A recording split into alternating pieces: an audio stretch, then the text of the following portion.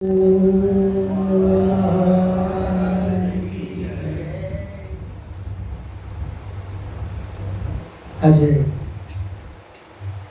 બાપુના ધામમાં સરસ સત સમાગમ, સતનો યોગ મણિયારી મંડળ તરફથી યોજાયું છે અને એમાં પરમ પૂજ્ય વંદનીય બાપુ ભરતભાઈ બાપુ તથા પ્રેમી હંસો આ સત્સંગના રસને માણવા માટે આપણે એકત્રિત થયા છે. બાપુએ સરસ વાત કરી.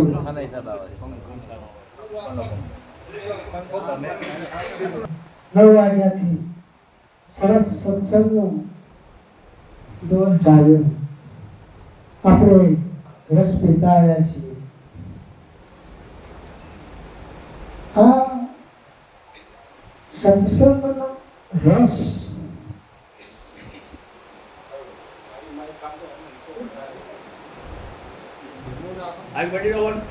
સત્સંગનો રસ,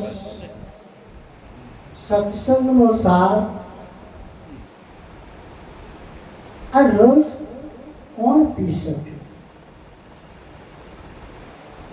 આ સત્સંગના સારને કોણ સમજી શકે?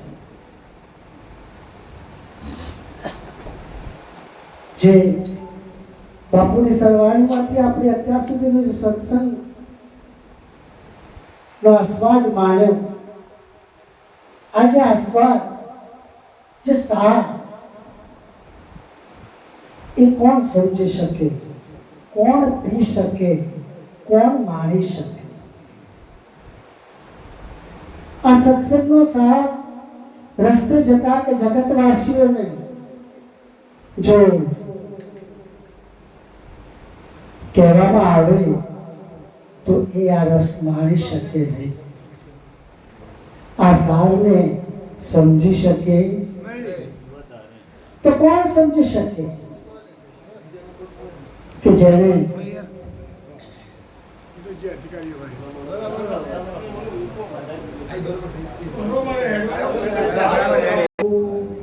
મહારાજ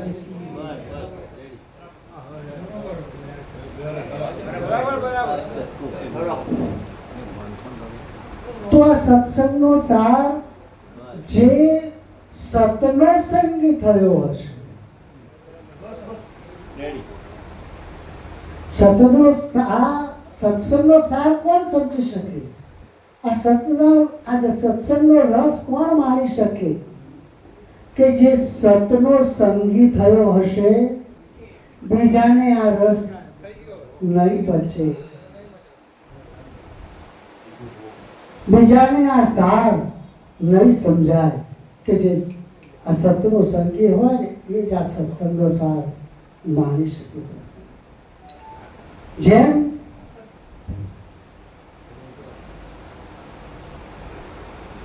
શેરડીનો સાર સાકર છે, દૂધનો સાર ઘી છે, એમ આ સત્સંગનો સાર એ જે આપણું મન વૃત્તિઓ, બાપુ તો મન વૃત્તિઓને પણ ચેતન જ કહે છે, એ મનોવૃત્તિઓ કુસંગના કારણે જે વિષય સંગી બની ગઈ છે, જે વૃત્તિઓ દ્રશ્યના સંગી થઈ ગઈ છે, એ વૃત્તિઓને આ વિષયના સંગમાંથી, દ્રશ્યના સંગમાંથી પાછી વાળી અને આત્મસંગી બનાવવાની આ સત્સંગનો સાર, આત્મલક્ષી બનાવવાની છે. અને જો આપણી જ ભાષામાં કહેવું હોય તો આ મનોવૃત્તિઓને, આ ચેતનને દ્રશ્યમાંથી, વિષય સંગમાંથી પાછું વાળીને ગુરુ સંગી બનાવવાનું છે. જ્યાં સુધી ગુરુ સંગી નહીં બને ત્યાં સુધી આ સત્સંગનો મર્મ નહીં સમજાય. એ આપણા સત્સંગનો સાર છે. જે વૃત્તિઓ, જે ચેતન આ અજ્ઞાન કાળે દ્રશ્યમાં રમી રહ્યો છે, દ્રશ્યની મોજ માણી રહ્યો છે, એ દ્રશ્યમાંથી એને આપણે પાછું લાવવાનું છે અને સતનું સંગી બનાવવાનું છે. કારણ કે આ દ્રશ્ય એ તો પરિવર્તનશીલ છે. જ્યારે સત એ ત્રણેય કાળમાં જેમનું છે તેમનું છે, હતું, છે અને હશે. ત્રણેય કાળમાં વાત છે. આવે અને જાય, આવે અને જાય એ તો અસત કહેવાય, પણ સત સર્વદા જેમનું તેમ ન આવે કે આ સત વસ્તુ. અને એ સત વસ્તુ આપણને બાપાએ આપી છે. અને એ સત એ જ આપણે જે શિલ્પમાં ઉતાર્યો છે, પ્રેમ કો, સત કો. બાપાએ તો છે એમ કહ્યું છે કે તમે પોતે જ છો, બીજો કોઈ. તો આ સતનું સંગી બનાવવાનું છે. એટલે આજે સત્સંગનો સારાંશ સમજવા માટે જે મનોવૃત્તિઓ, ચિત્તો, જે વિષયો ના સંગમાં જે રમી રહ્યું છે એમાંથી આપણે પાછું લાવી અને આત્મસંગી બનાવવાનું છે, ગુરુમય બનાવવાનું છે. જો ગુરુમય, બાપુ તો કહે છે કે ગુરુમય એટલે ગુરુમાં સમાઈ જવાનું છે. અને એ જ સત્સંગનો સાર કર્યો. સરસ સમજાવ્યું છે બાપાએ અત્યાર સુધી સ્વરૂપની વાત, કે તમે કોણ છો, ક્યાંથી આવ્યા છો, એ બધી સરસ વાતો કરી છે, આ જ્ઞાનની વાતો. તો આ સત ના સંગી આપણે કાયમી રહેવાનું છે, તો જ સત્સંગી રહીશું. જ્યાં સુધી આપણી મનોવૃત્તિઓ બહાર ફરતી રહેશે ત્યાં સુધી સતનો સંગ નહીં થાય. કારણ કે દ્રશ્ય તો માત્ર કાલ્પનિક છે, કલ્પનાથી ઊભું થયેલું છે. અને એમાં સંસાર કહીએ, દેહ કહીએ તે પણ આવી જાય. કલ્પીને કીધો સંસાર, તેને ખાધો જમનો માર. આ દ્રશ્ય તો પરિવર્તન છે, કાયમી નથી, કલ્પેલું છે, કલ્પીને ઊભું કરેલું છે. અને આ કલ્પીને દ્રશ્ય ઊભું તો કર્યું છે, પણ પાછું એમાં આપણા જીવાત્માની મોહ જાગે છે.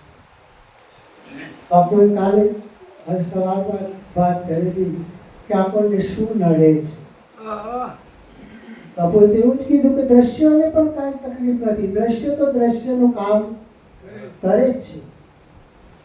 કોઈ પણ પદાર્થ એ પોતે પોતાનું કામ કરે છે અને દરેક ઉપયોગી છે.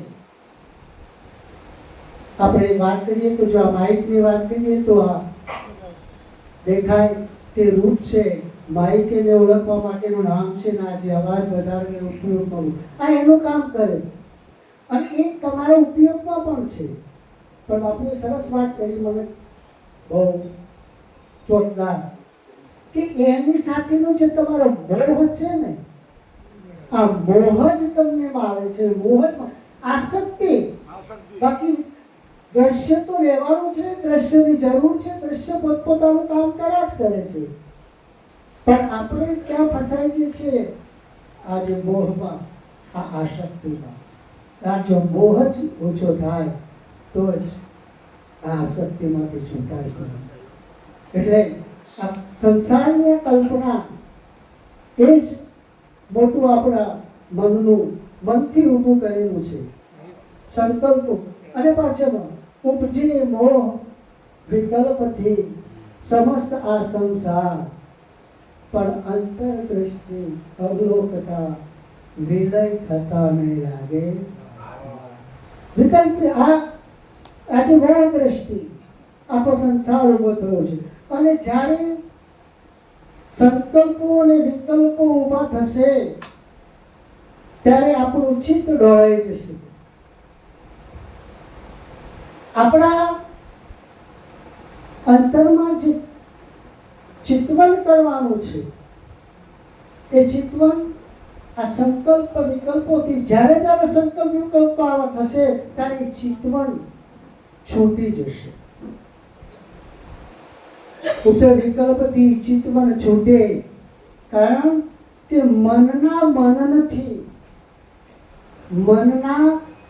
મનનથી આ સંસાર ખડો થાય છે.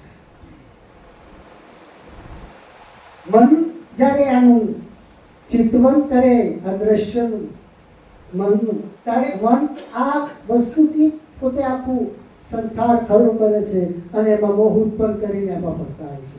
અને ત્યારે જે આપણે ચિંતવન કરવાનું છે એ ચિંતવન એકવાર છૂટી જાય છે. ચિંતવન કરીએ ચિદ રૂપનું, ઈશ્વર બોલે આ, તેને સમજતા સુખ ઉપજે ટળે ત્રિવિધના. આ સંકલ્પ વિકલ્પોથી ચિંતવન છૂટી જશે. અને એ આ દ્રઢતા કરવા માટે, આ મોહને છોડવા માટે, આસક્તિને છોડવા માટે બાપાએ સરસ જ્ઞાનનો રસ્તો આપ્યો છે. અને એ જ્ઞાનથી આપણે આગળ વધવાનું છે. જ્ઞાન, બાપુ સરસ વાત કરી કે જ્ઞાન મેળવી લીધું, અનુભવ મેળવી લીધો. અનુભવની સરસ વાત કરી કે ભાઈ અનુભવ એટલે શું?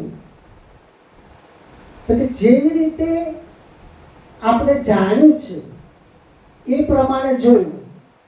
અનુભવ એટલે જાણ્યું એ પ્રમાણે જોવું. અનુભવ કરાયો કે તું એક બોલનાર છે, તું કોણ છે આ જાણ્યું, પણ હવે તું આત્મા છે એ પહેલો આત્મા પોતાનામાં સ્થાપિત કરવો પડશે. પોતાનામાં જ્યારે આત્માનું સ્થાપિત થશે કે હું આત્મા છું એવી દ્રઢતા આવશે, એનો નિશ્ચય આવશે, ત્યારે બાપા વારંવાર કહે પછી તમે બીજું કાંઈ દેખાશે, પણ પહેલા ક્યાં? પહેલા પોતાનામાં એને સ્થાપિત કરવું પડશે. પ્રભુ તો હું આત્મા છું. આટલું જ્યારે દ્રઢ નિર્ણય થઈ જશે ત્યારે જ તમને બીજાનામાં આત્મા દેખાશે, ત્યારે જ તમને સર્વત્ર પરમાત્માનું દર્શન થશે, અને ત્યારે જ તમારું જે દ્રષ્ટિ છે ને એ બદલાશે. નહીંતર જ્યાં સુધી પોતાનામાં સ્થાપિત નહીં થાય ત્યાં સુધી નહીં બદલાય. કબીર સાહેબે પણ સરસ વાત કરી છે કે જ્યાં સુધી અનુભવ જ્ઞાન નહોતું ત્યાં સુધી આપણે અનુમાનથી ભક્તિ કરતા હતા, અને એ અનુમાનના આશરે કોઈ આપણી સ્થિરતા કે આપણે કોઈ સત્યને પકડી શકતા નહોતા. અને અત્યારે તો બાપુ અનુભવ આપ્યો છે. એટલે કબીર સાહેબે પણ કહ્યું છે કે અનુમાન કા આશરા છોડ દે બાલકા, ઉલટ ને કર દે કપના, बिना समझे निज नाम जपे वो तो रैन का सपना. बिना समझे निज नाम जपे वो तो रैन का सपना. अपने आप को स्थापित कर ले, अपने आप को स्थापित कर ले, छोड़ दे मन की कल्पना. तो પોતાનામાં પોતે સ્થાપિત કરી દે પછી મનની કલ્પના પણ નહીં રહે. કહે કબીર પ્રગટ ઉદાર પાયા તો ફિર જા. એટલે કે પોતાના સ્થાપિત કરવાની વાત એમ કહે છે સંતો કે તું પોતે આત્મા છે પહેલો દ્રઢ નિશ્ચય કર અને પછી તને પરમાત્માનું. અને આ રીતે આ જ્ઞાન આપણને આપ્યું, સરસ આપ્યું છે. જ્ઞાની થવાની પણ વાત કરી. પણ અહીંયા એક વાત થોડી, કે જ્ઞાન મળ્યા પછી આજે અહંકારનો પડદો, આ અહંકારનો પડદો પણ આપણો હટી જવો જોઈએ. જ્યાં સુધી અહંકાર હશે ત્યાં સુધી આ વસ્તુ સ્થિતિ નહીં આવે, સ્થિરતા નહીં આવે.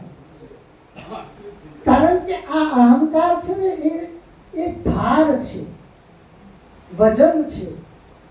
એ વજનથી, જેમ ભારે વસ્તુ પણ વજનથી ડૂબી જાય. જો એટલે તો કીધું છે ને કે આ અહંકાર તો જ્ઞાનીઓને પણ ક્યારેક ક્યારેક નથી છોડ્યા. એમને પણ થઈ જાય કે હું કંઈક જાણું છું, જ્ઞાની છું. આ એક બોજો છે, આ એક ભાર છે. અને એ ભારને લીધે પછી જો ભારે થઈશ તો ડૂબી જઈશ, જો ભારે થઈશ તો, અને જો હલકો થઈશ તો ડરી જઈશ. હલકો થઈશ તો, પણ એનાથી એક આગળ વાત કરી છે બાપુ સાહેબ,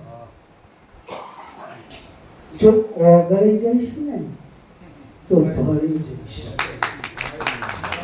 જો ઓગળી જઈશ ને તું, પેલા બે ના સ્ટેપ કરતે ઉપર તું જો ઓગળી જઈશ તો ભળી જઈશ.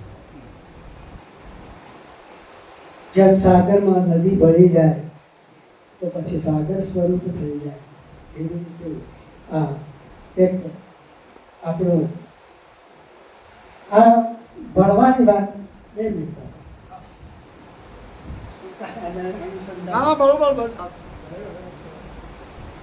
ભળી જઈશ, ઓગળી જઈશ તો ભળી જઈશ.